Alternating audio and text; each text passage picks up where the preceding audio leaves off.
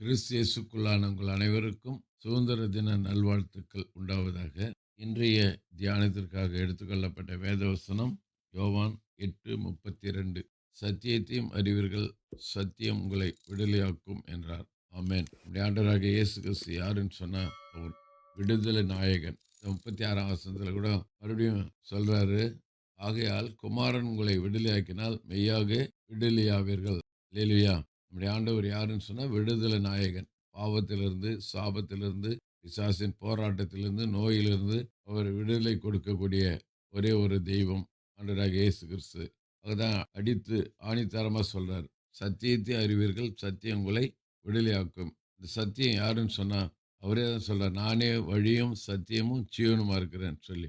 ஆகவே இன்றைக்கு சுதந்திர தின நாளை வெகு விமர்சையாய் கொண்டாடுகிற இந்திய தேசத்துல அநேக மக்களுடைய வாழ்க்கையில மெய்யான சுதந்திரம் இல்ல. மெய்யான விடுதலை இல்ல.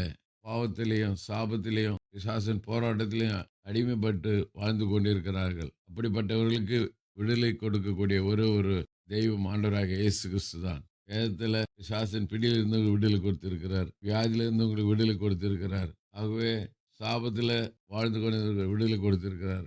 இன்றைக்கும் இந்த வார்த்தை கேட்கிற உங்களில் யாராக இன்னும் விடுதலை அடையாம இருப்பீர்களானால், விடுதலை கொடுக்கக்கூடிய ஆண்டவராகிய இயேசு கிறிஸ்து நோக்கி பாருங்கள். பாவத்தை அறிக்கை செய்து அவரை விசுவாசித்து அவரை ஏற்றுக்கொண்டு ஞானஸ்நானம் பெறும்போது மெய்யான விடுதலை, மெய்யான சந்தோஷம், மெய்யான சமாதானத்தை கொடுக்க வல்லவராயிருக்கிறார்.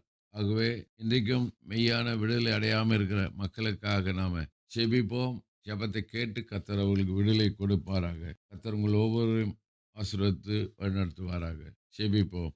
நேசிக்கிற நல்ல தகப்பனே, இந்த நாளில் கொடுத்த சிறு செய்திக்காக நன்றி.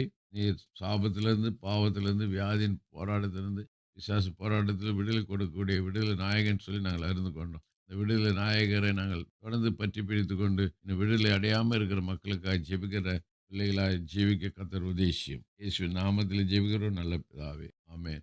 நம்முடைய கர்த்தரும் இரட்சகருமாகிய இயேசு கிறிஸ்துவின் கிருபையிலும் அவரை அறிகிற அறிவிலும் வளருங்க. அவருக்கு இப்பொழுதும் என்னென்றைக்கு மகிமை உண்டாவதாக. நம்முடைய கர்த்தராகிய இயேசு கிறிஸ்துவின் கிருபை உங்கள் அனைவரோடு கூட இருப்பதாக. ஆமென், ஆமென், ஆமென்.